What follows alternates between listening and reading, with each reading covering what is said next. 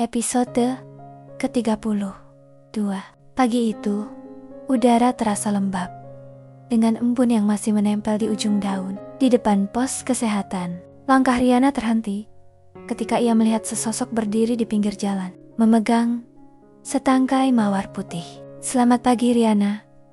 Aku membawakan bunga kesukaanmu," kata Septian dengan senyum yang dipaksakan. "Apakah kau menyukainya?" Riana menarik napas dalam-dalam. Ada jeda singkat sebelum ia menjawab. Cukup lama untuk memberi Septian harapan. Tetapi yang keluar bukanlah senyum, melainkan tatapan dingin yang tidak menyisakan ruang untuk keraguan. "Septian, tolong jangan lakukan ini lagi." Suaranya datar, tetapi tegas. "Aku tidak butuh bunga, apalagi kehadiranmu." Septian menggenggam erat tangkai bunga itu di tangannya. "Aku hanya ingin memperbaiki semuanya, Riana. Aku menyadari aku salah, tetapi aku masih mencintaimu. Aku yakin kau juga." "Cukup." Nada suara Riana naik setengah oktav, tegas tetapi tidak berteriak. "Apa kau hanya menganggap kata-kataku kemarin sebagai omong kosong? Aku akan benar-benar melaporkanmu ke pihak berwenang jika kau melakukan hal seperti ini lagi, Riana. Aku tahu ini hanya ancaman sesaat dan aku tidak keberatan ditahan, asalkan kau memberiku satu kesempatan," kata Septian. Riana menatap Septian tajam. Rahangnya mengatuk. "Dengarkan baik-baik, Tian," katanya lembut, namun penuh penekanan. "Aku tidak ingin berurusan dengan masa lalu lagi. Kau sudah cukup menyakitiku. Dan sekarang berhenti di sini." Septian menggelengkan kepalanya perlahan. Matanya memohon. "Riana, aku tidak bisa menyerah begitu saja. Aku yakin kau masih punya perasaan. Berhentilah menebak apa yang ada di hatiku." Riana memotong dengan cepat. "Kau tidak tahu apapun tentangku lagi. Jangan datang, jangan hubungi aku, dan jangan ganggu hidupku. Jika kau tetap memaksa, aku tidak akan ragu untuk melaporkanmu ke polisi." Nada suaranya begitu tegas sehingga Septian terdiam. Jari-jarinya yang tadinya mencengkeram bunga kini perlahan melemah, namun bibirnya sedikit melengkung, seolah menahan sesuatu. "Jadi, kau benar-benar berubah ya?" tanyanya lembut, tetapi nada sinis terselip di akhir kalimat. "Kau tidak sekejam ini sebelumnya, Riana." Riana menatapnya lurus. "Mungkin, tapi aku belajar dari orang yang pernah menghancurkanku." Kata-kata itu menampar harga diri Septian dengan keras. Wajahnya menegang. Tetapi sebelum dia bisa mengatakan apapun lagi, Riana telah berbalik. Langkahnya mantap menuju pos kesehatan tanpa menoleh sedikit pun. Namun, Septian tidak mengejar. Sebaliknya, dia berdiri diam, menarik napas dalam-dalam, lalu menatap punggung Riana dengan mata yang dipenuhi emosi. Bibirnya sedikit melengkung, dan perlahan dia mulai menghitung dengan jari-jarinya. 3, 2, 1. Tiba-tiba tubuhnya ambruk ke tanah. Bunga di tangannya jatuh, dan suara keras keluar dari mulutnya. "Dokter Riana, apakah Anda harus begitu kejam kepada pasien?" teriaknya lantang. "Meskipun saya bukan dari sini, kalau soal nyawa, Anda tetap harus membantu." Suara itu cukup keras untuk menarik perhatian banyak orang. Dalam hitungan detik, beberapa warga yang lewat mulai mendekat, penasaran dengan keributan itu. "Ada apa lagi dengan dokter itu?" bisik seorang ibu. "Ya, kenapa dia selalu membuat masalah?" jawab yang lain. "Baru kemarin mereka bilang ada pasien yang hampir meninggal. Sekarang dia tidak mau membantu pasien. Kukira dia malaikat tanpa sayap, mau datang ke sini untuk membantu orang. Kenyataannya, dia hanya membuat keributan." Bisikan-bisikan itu terdengar jelas oleh Riana yang berdiri di ambang pintu pos kesehatan. Suara mereka seperti jarum yang menusuk dadanya dengan lembut, namun berulang kali. Riana mundur selangkah dan hampir kehilangan keseimbangan. Namun, sebelum tubuhnya benar-benar goyah, Sinta muncul dan segera menopangnya. "Dokter Riana, apakah Anda baik-baik saja?" tanya Sinta khawatir. Menopang bahu Riana hingga ia berdiri tegak kembali. Riana menggelengkan kepalanya perlahan, mencoba menenangkan napasnya yang tadinya cepat. Aku baik-baik saja. Tak lama kemudian, Alif dan beberapa petugas pos kesehatan lainnya keluar setelah mendengar keributan di luar.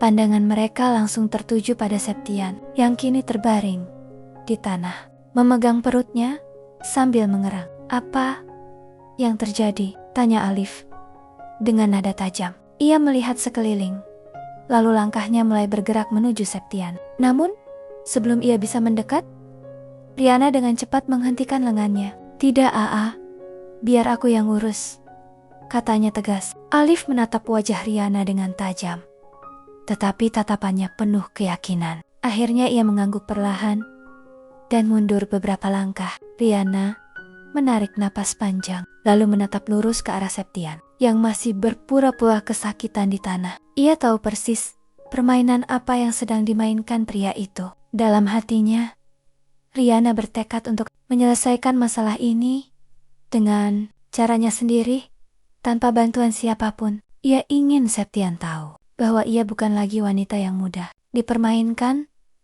dan bukan lagi seseorang yang bisa ditipu dengan rasa iba atau manipulasi murahan. Riana melangkah perlahan mendekati Septian. Suaranya dingin, namun tetap profesional. Jika kau benar-benar sakit, aku akan memeriksanya. Tapi jika kau hanya ingin mempermalukanku di depan orang-orang ini, aku akan memastikan kaulah yang akan menyesalinya. Septian mendongak menatapnya.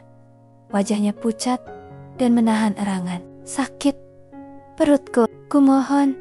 Riana berjongkok perlahan di sampingnya. Ia membuka tas medis kecil yang selalu dibawanya, lalu mengenakan sarung tangan. Semua mata tertuju pada mereka. Jika kau merasakan sakit di perut, katanya dingin, kami akan memeriksa denyut nadi dan respons tubuhmu terlebih dahulu. Ia menekan pergelangan tangan Septian, lalu mendongak. Ekspresinya tidak berubah sedikit pun. Denyut nadinya stabil, tidak cepat dan tidak lemah. Seseorang yang benar-benar kesakitan biasanya tidak dapat berbicara sejelas itu, apalagi berteriak minta tolong. Beberapa warga mulai saling memandang, dan bisikan perlahan berubah arah. Riana melanjutkan. Sekarang, coba angkat kakimu sedikit. Jika perutmu benar-benar sakit sekali, bahkan gerakan kecil pun akan terasa menyiksa. Septian menelan ludah. Ia ragu sejenak, tetapi karena banyak orang memperhatikannya, ia perlahan mengangkat kakinya tanpa menunjukkan ekspresi kesakitan. Riana tersenyum tipis dan berkata dengan tenang, lihat, tidak ada reaksi kesakitan. Sinta yang berdiri di belakang tersenyum mengejek kegagalan Septian. Sementara itu, para penghuni yang sebelumnya menuduhnya kini berbisik dengan nada berbeda. Jadi, dia pura-pura sakit? Ya Tuhan, berani-beraninya dia mempermainkan dokter. Kasihan Riana, difitnah seperti itu. Riana perlahan berdiri sambil melepas sarung tangannya satu persatu. Tatapannya tertuju pada Septian yang kini membungkuk, wajahnya memerah karena malu. Permainanmu sudah cukup, Septian, kata Riana dingin. Jika kau masih punya sedikit harga diri, pergilah dari sini. Karena mulai hari ini, setiap kebohongan yang kau buat akan dibalas dengan kebenaran di depan semua orang. Namun, Septian tidak goyah. Sebaliknya, ia perlahan bangkit, membersihkan debu dari pakaiannya, lalu menatap Riana dengan senyum tipis. Riana, dari kejadian ini, aku tahu bahwa kau sebenarnya masih mencintaiku. Kau masih mengkhawatirkanku, kan? Jadi, kembalilah padaku. Kepala Riana langsung berdenyut. Ia merasa seperti sedang memakan buah terlarang setiap kali berhadapan dengan Septian. Apapun yang ia lakukan selalu diputarbalikkan menjadi bukti cinta di mata pria itu. Ia menarik napas dalam-dalam, berusaha untuk tidak terprovokasi oleh emosi. Dari kejauhan, Alif yang mendengar kata-kata Septian melangkah dengan tegas dan berkata, kau salah, Septian, karena Riana sekarang milikku. Setelah mengucapkan kalimat itu, Alif tiba-tiba menarik tubuh Riana ke dalam pelukannya. Dalam hitungan detik, bibirnya telah menyentuh bibir Riana. Saat bibir mereka bersentuhan dalam keheningan, waktu seolah berhenti. Riana membeku. Bukan karena dia menolak, tetapi karena dia tidak menyangka Alif akan begitu berani menyatakan kepemilikannya di depan semua orang. Namun, di antara tatapan terkejut para penduduk, ada sesuatu yang tampak berbeda. Mata Septian bergetar, menahan amarah, dan seseorang mengepalkan tinjunya erat-erat, juga menahan emosinya. Beberapa warga mulai berbisik, pelan. Suara-suara itu semakin jelas seiring waktu. Ya ampun, Mah. Nah, anak muda zaman sekarang, mereka berani melakukan hal-hal memalukan di depan begitu banyak orang, gumam seorang ibu. Setengah berbisik, tetapi cukup keras untuk didengar. Jika seperti itu, mereka harus segera dinikahkan. Jawab yang lain, benar. Daripada menjadi buah bibir desa dan membawa kemalangan, desa ini mungkin akan terkutuk. Riana menundukkan kepala. Wajahnya memerah. Ia ingin menjelaskan, tetapi kata-katanya tersangkut di tenggorokannya. Napasnya tidak teratur. Perasaan malu dan panik bercampur menjadi satu. Sementara itu, Alif tetap tenang, meskipun matanya jelas menatap warga. Dengan ketegasan yang tidak biasa, aku akan bertanggung jawab, katanya tegas. Suaranya menembus kerumunan yang semakin ramai. Pernyataan itu segera membungkam suasana. Semua mata kini tertuju padanya. Riana berbalik cepat. Matanya membelalak. Apa yang kau? Namun Alif menatapnya dengan lembut, penuh keyakinan. Tenang, Riana. Aku tahu apa yang kulakukan. Bisikan para penghuni semakin keras. Beberapa bahkan mulai tersenyum penuh arti. Wow, pria ini juga berani. Mereka sangat cocok satu sama lain. Kita sudah melihat mereka akur sejak lama. Mereka bahkan seperti suami istri. Tentu saja, ini membuat Septian semakin kesal. Terutama karena kata pernikahan telah terucap. Rahangnya menegang. Matanya berkilat marah. Kau yakin? Teriaknya keras. Suaranya menggema di antara kerumunan. Ini zaman modern kan? Hanya karena satu ciuman, kau menuntut mereka menikah. Ia menunjuk Riana dengan tangan gemetar. Dia mantan istriku, dan aku yakin dia masih mencintaiku. Jangan memaksanya. Suasana langsung menjadi tegang. Beberapa penghuni terdiam, saling memandang dengan ekspresi bingung. Frasa mantan istriku terdengar seperti ledakan di udara yang lembab. Riana menatap Alif sejenak. Wajah Alif tampak tegang, tetapi di balik matanya, Riana dapat melihat keyakinan yang teguh. Dalam hatinya, ia tahu bahwa mungkin inilah saatnya untuk menutup masa lalu dan melangkah ke kehidupan baru secara terbuka di depan semua orang. Riana, apakah itu benar? Tanya salah satu ibu dengan nada lembut namun menusuk. Riana menarik napas dalam-dalam sebelum menjawab. Benar. Apa yang dia katakan tadi tidak salah. Aku memang mantan istrinya, katanya tegas, membuat bisikan para penghuni semakin keras. Namun, tatapan Riana tetap lurus ke depan, tanpa berkedip. Tapi apakah salah jika aku menjadi mantan istri? Lanjutnya. Suaranya bergetar, tetapi tegas. Tidak ada wanita di dunia ini yang ingin pernikahannya hancur. Setelah 5 tahun berjuang, tidak ada yang ingin menanggung status itu. Tetapi terkadang hidup memaksa kita untuk memilih. Dan aku memilih untuk pergi ketika semua yang telah kubangun tidak lagi berarti. Riana menatap tajam Septian yang masih terpaku di tempatnya. Dan lucunya, baru setelah semuanya berakhir, dia menyesalinya. Baru sekarang dia berpikir, aku masih mencintainya. Seolah-olah semua luka dan perjuangan yang kualami sendirian sebelumnya tidak berarti apa-apa. Kerumunan tiba-tiba terdiam. Hanya suara deburan ombak di kejauhan yang terdengar lembut. Seolah menahan napas, Riana kemudian menoleh ke arah Alif. Tangannya terulur. Dengan lembut menggenggam jari-jarinya. Tatapannya penuh tekad dan kasih sayang.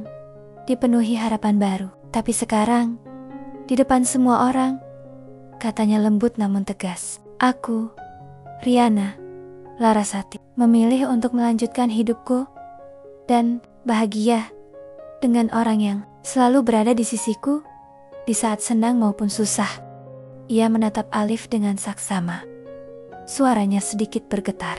Alif, apakah kau benar-benar ingin menikah denganku? Alif terdiam sejenak. Tatapannya tak lepas dari Riana, yang kini berdiri tegak di depan semua orang. Wanita yang dulu hanya menundukkan kepala dan menghindar, kini berani menatap dunia tanpa rasa takut. Ada sesuatu yang menghangatkan dadanya, perasaan emosi yang menekan dadanya, hingga ia hampir tak bisa berbicara. Perlahan tapi pasti, senyum lembut muncul di wajahnya. Ia menggenggam tangan Riana lebih erat. Bukan karena aku harus, katanya lembut, namun cukup jelas untuk didengar oleh orang-orang di sekitarnya. Tetapi karena aku benar-benar ingin kita menjadi satu keluarga. Riana, aku akan menikahimu. Ini bukan pertama kalinya aku mengatakan ini, tetapi aku merasa sekaranglah saatnya. Terdengar desahan kecil dari beberapa warga. Beberapa ibu bahkan saling memandang sambil tersenyum tipis. Sementara para ayah mengangguk sedikit, seolah memberi restu tanpa kata-kata. Namun, di tengah suasana itu, Septian melangkah maju dengan wajah muram. Kau pikir ini romantis? Suaranya berat dan penuh kesedihan. Kau pikir cinta bisa menutupi semua kesalahan? Dia dulu milikku. Alif, kau datang setelah aku kalah. Setelah aku jatuh. Riana mengangkat wajahnya. Air mata kini benar-benar jatuh di pipinya. Bukan karena kesedihan, tetapi karena kelegaan. Dia menatap mantan suaminya dengan ketenangan yang belum pernah dia rasakan sebelumnya. Tidak, Tian, katanya lembut. Aku bukan milik siapapun. Aku bukan hadiah yang harus dimenangkan atau direbut kembali. Aku hanyalah manusia yang belajar mencintai diri sendiri setelah mencintai dengan cara yang salah terlalu lama. Kata-kata itu menampar dada Septian dengan keras, tetapi juga merupakan pelepasan bersyarat. Septian terdiam. Langkahnya goyah, tatapannya kehilangan arah. Seperti seseorang yang baru menyadari bahwa mereka telah kehilangan sesuatu yang tidak akan pernah kembali. Dia membungkuk dalam-dalam, bahunya sedikit gemetar saat dia menahan gejolak di dadanya. Perlahan, ia berbalik dan berjalan pergi melewati kerumunan yang kini hening. Hanya gumaman lembut yang terdengar darinya, hampir tak lebih dari bisikan patah hati. Mengapa harus seperti ini? Ini bukan akhir yang kuinginkan. Apakah aku benar-benar kalah? Apakah aku tidak ditakdirkan untuk memilikinya lagi? Beberapa penduduk saling memandang, beberapa menghela napas simpatik, yang lain memilih untuk tetap diam. Tak seorang pun berani menghentikan Septian saat ia berjalan pergi, membiarkan bayangannya menghilang di balik terik matahari siang. Di sisi lain, Liliana yang telah mengamati dari kejauhan sejak awal, mengepalkan tinjunya, rahangnya menegang, wajahnya tampak datar, tetapi di balik ketenangan itu, terdapat bara api kecil yang sulit dipadamkan. Ia tidak ingin ikut campur, tidak sekarang, meskipun kesal melihat kebahagiaan Riana. Ia tahu ini bukan waktu yang tepat untuk menunjukkan dirinya. Namun, tepat saat ia melangkah beberapa langkah, dua sosok tiba-tiba muncul untuk menghalanginya. Dito menatapnya tajam, sementara Nisa berdiri di sampingnya dengan ekspresi tegas yang jarang terlihat. Berhenti di situ, Lily, kata Dito dingin, melangkah sedikit ke depan. Kurasa kita perlu bicara, tambah Nisa. Suaranya tenang, namun penuh tekanan. Liliana mendengus pelan, menatap keduanya dengan senyum masam. Bicara? Tentang apa? Katanya, sinis. Tentang bagaimana seharusnya aku senang melihat mereka berdua. Maaf, tapi aku tidak sehebat itu. Tatapan Nisa mengeras. Justru karena itulah kita ingin bicara, katanya datar, sebelum semuanya terlambat lagi. Terima kasih sudah menonton videonya sampai selesai. Kalau kalian suka sama videonya, jangan lupa tekan tombol subscribe-nya ya. Terima kasih, sampai jumpa di episode berikutnya.